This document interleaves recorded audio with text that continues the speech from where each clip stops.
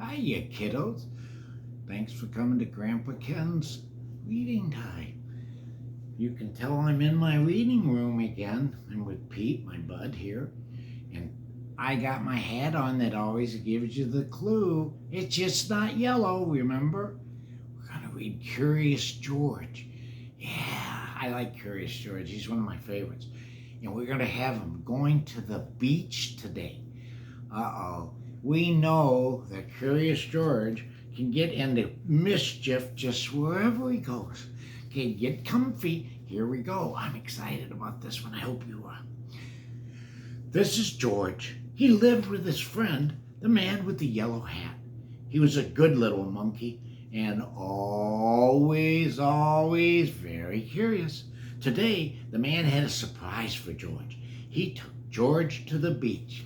See, there he is. Look at his bathing suit's yellow too. Huh? That's pretty good. He's got a yellow hat and a yellow bathing suit. They found a spot on the warm sand. Then another surprise. George saw his friend Betsy. Look, Betsy's. Her grandmother said, it's Curious George. But Betsy didn't even smile. She'd never been in the ocean before. She was scared. I remember I was scared the first time I went to the ocean. I know you're a good swimmer, the man told her. You'll be fine once you get in the water. Feeling better, Betsy walked toward the shore with her grandmother. George helped spread the beach blanket and set aside their lunch.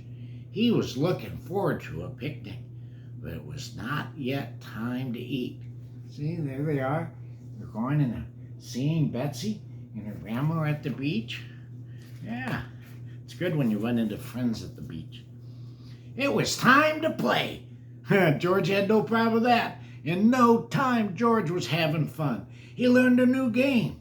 He dug in the sand, and he made a new friend. Monkeys are good at making friends. When he took a break, George watched the lifeguard. The lifeguard sat in a special chair. Sometimes he blew a whistle. See? Look at, he learned a ball game, probably volleyball, and he learned to bury the man. But then he built a castle, but look, he saw, I wonder why he was so interested in where. And sometimes he looked through binoculars. It looked like fun to be a lifeguard. George was curious. George was curious. Can you imagine? Could he be a lifeguard? Before long, the lifeguard took a break. Here was George's chance. Watching the crowd from up on the special chair, George felt just like a lifeguard. He looked through the binoculars. There was a lot to see at the beach. Uh-oh, he's probably, here we go. George is where he should be because he's curious. He saw the gulls flying high above, and he saw Betsy on the shore below. She still had not been in the water. Then the lifeguard saw George. Hey, he yelled, that's no place for a monkey. George thought it was a fine place for a monkey, but he didn't want to cause trouble, so he climbed down. See, everything was up on the beach. Everybody was there enjoying the beach, and George was in the wrong place at the wrong time, like usual. Back at the beach blanket, George was hungry for a snack. No one would miss just one cracker, thought George. He took one out and put it on a napkin. It looked good. Now, if only he had some cheese. Oh, what happened to his cracker? It was gone. Well, he would just have to get a new one. George found another cracker, then turned back around. But now his cheese was gone. Who could be taking his snacks? George, guess what, was curious. He put down his cracker and waited. See? Look at him. He'd set it down and turning around, see? And when he turned around again, it was gone. Now George saw who was taking his treats. It was a seagull, and he was still hungry. George took out another cracker, and the bird took it right out of his hand. What fun to feed a seagull. George saw more seagulls down at the water. Betsy was there too. George was curious. Could those seagulls be hungry too? See, George always does what we should all do, and that is consider other things besides ourselves. Indeed, they were hungry. Soon a whole flock had gathered. George could not feed them fast enough. Luckily, Betsy was glad to help. Out of the basket came more crackers, cookies, a cake, and even the bread for the sandwiches. Still, the birds were hungry, but when George reached for more snacks, the basket was gone. He and Betsy were having so much fun, they didn't notice the tide coming in.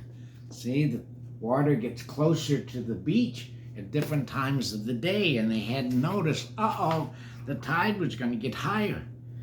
They didn't notice the picnic basket was floating out to sea. George felt bad. He hadn't meant to lose the basket.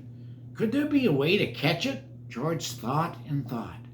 Then he remembered the lifeguard. George was no lifeguard, but to save the basket, he knew just what to do. Quickly, he found a float and carried it to the water. Jumping aboard, George began to paddle. He took the lifeguard's boat paddle. That isn't good. It's a paddle they use to save people out in the ocean when they need help. He paddled out a little farther and a little farther and a little farther until finally he reached the basket. Betsy cheered. Then, as George paddled back to the beach, Betsy swam out to meet him.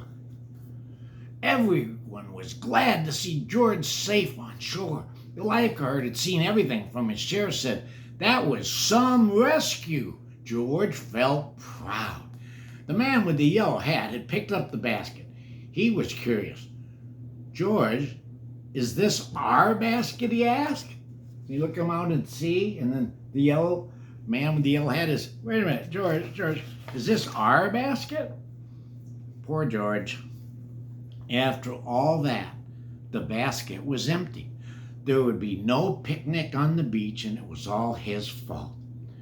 Then Betsy's grandmother said, "Won't you join us for lunch? We have plenty, and look, now we have reason to celebrate." Thanks to George, they did have a reason to celebrate. Betsy was in the water, and she wasn't scared anymore. She was having fun.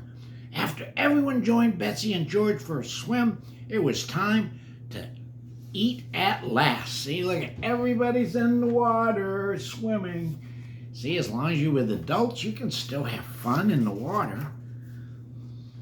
There were sandwiches and chips and bananas, cookies, watermelon. There was plenty for everyone. And there was even a little for a few guests. Can you guess who the guests were? The seagulls. They got some more. See, that's what we keep trying to say. And that is, thinking of others is really the right thing to do. So when you're with your other kiddos, your brothers, your sisters, try to think of just being nice, because nice people get all the good stuff. I love you guys, and thanks for coming to the Grandpa Ken's, and tell your friends and tell them to all come to YouTube. You have a great day.